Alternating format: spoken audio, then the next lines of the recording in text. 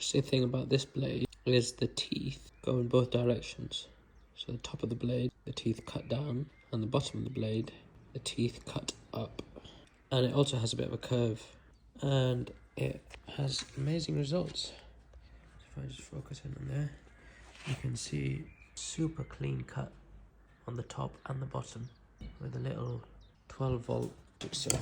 And because the blade's so sharp, absolutely no problem going through birch plywood. Here's the detail. You don't have it on the aggressive cut, I suppose because of the shape of the blade, and move the machine slowly.